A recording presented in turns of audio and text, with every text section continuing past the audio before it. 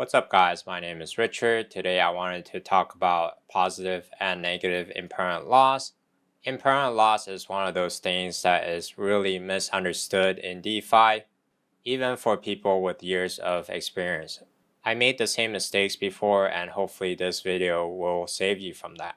If you look at my SOL to ETH liquidity pool, you can see compared against holding is down slightly right now because I suffered roughly $1,000 worth of divergence loss here. And divergence loss happens when the price moves from your entry, right?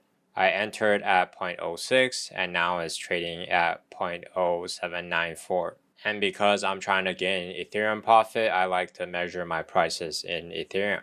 But if you click on this Ethereum tab here on the reference value, you can see I'm at a 1.857 total profit for Ethereum and SOL. And if you calculate that in US dollar terms, that's almost $3,000 of profit. So if I took out my liquidity and sell the fees and some of the profit, then I could take out almost $3,000 and have what I started out with, which is roughly like 16.5 Ethereum. So I call this a positive divergence loss because the price broke in the direction that I wanted to. So if we look at the SOL to ETH weekly chart, I entered right here at 0.06. That's the green line. And I'm running a pretty wide range here with the two orange lines. So when I started, I have roughly 108 SOL on the top side and roughly 10 ETH on the downside. And when this price moves above, right, my 108 SOL gets slowly converted to Ethereum. Right now in the pool, there's only roughly 44 Solana and the rest is Ethereum. And I'm at an Ethereum profit because whatever that's being converted at this price is above that 0.06 line. So it doesn't matter what token you're providing liquidity for, if it's some other altcoin, but if you set like Ethereum as a quote asset, and your goal was to accumulate more Ethereum, then as long as when the price is above your entry, your liquidity is worth more than what you started out with in terms of Ethereum. So when this happens, I could just chill and keep earning the fees. I could sell most of my fees if I wanted to. Or if there's a better opportunity that comes along, I could sell all of my positions and rotate into that liquidity because again, I'm at an Ethereum profit. And the next example we're going to talk about is the negative divergence loss. So if your goal was to actually accumulate Solana, right, then this obviously didn't move into your favor because you lost some of the Solana for Ethereum. So this price should actually drop down in this case if you're trying to accumulate Solana. But instead of looking at this inverted, what I typically like to do is, let's say I click on Ethereum chart, I could set my quote asset to Solana and look at this chart here. So if I provide liquidity and this was my entry, right, then anything above that I would gain a net Solana. And I'll show you guys a negative impermanent loss example. And you can see here if my positions have stayed in range for quite a while, like this Pixel and ETH pool, it's been in range for almost 90 days. A lot of times, even if I have a negative Ethereum impermanent loss, I make up for it in terms of fees.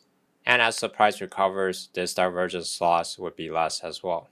But the example I really want to look at is this Arrow and ETH pool. I entered roughly at 0.00034 and right now it's at 0.00024. So pretty big divergence loss here, 0.58 Ethereum, down roughly 12-13% on my initial investment.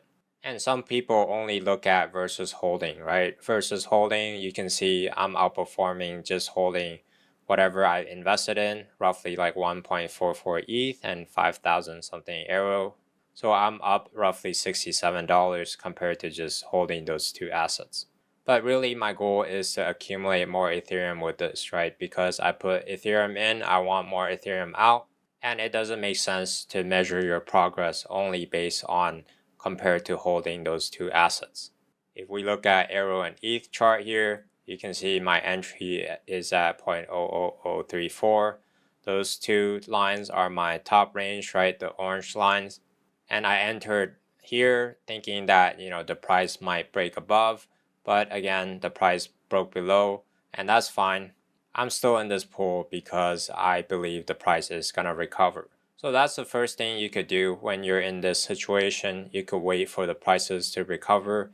You definitely don't want to panic sell down here if the fundamentals hasn't changed, right? And if you still believe in the asset. And if something fundamental has changed about the token, then obviously you would consider like exiting for a loss and preserving your capital. So it's down roughly 28% from my entry, but thankfully my position is only down 12%. And another thing you could do is you could invest more capital to drag down your entry. So if I compounded my other pool's fees into this position, then what it's going to do is it's going to drag down my average entry. This makes sense if you believe Arrow and ETH is going to recover and you don't have an oversized position on Arrow already. So when you drag down your entry, then when the price recovers, then you're going to be at a profit faster than if you didn't compound your fees, right? The last option is you could also sell your pool for a loss and rotate into other opportunities. But just one warning against that is that you don't want to rationalize based on like the fear, right?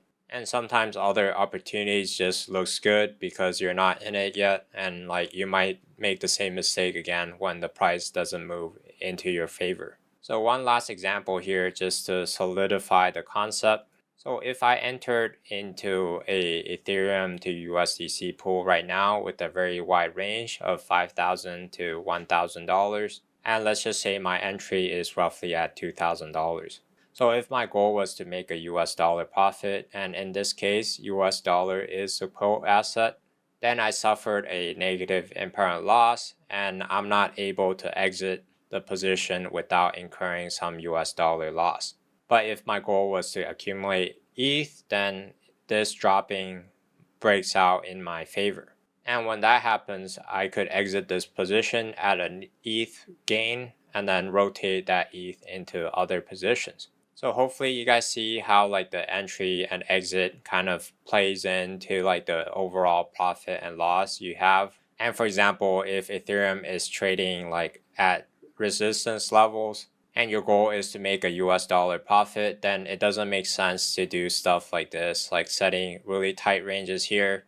And then when it drops below, then you're incurring a lot of US dollar loss, right? Or even like having a lot of higher upside with like a lower range here, it's not going to be very likely that the pool is going to stay in range above your price in this scenario. So very important thing to consider when you're entering and exiting a pool. And again, a lot of people just track this versus holding number. They don't track like the Ethereum or the crypto profits. My personal strategy during this downtrend is to accumulate more Ethereum, and when Ethereum and the alt market recovers, then that would translate to US dollar profits. So hopefully that helps, and there are a lot more other videos on my channel talking about how you could beat impermanent loss or what is impermanent loss, how to rebalance and stuff like that.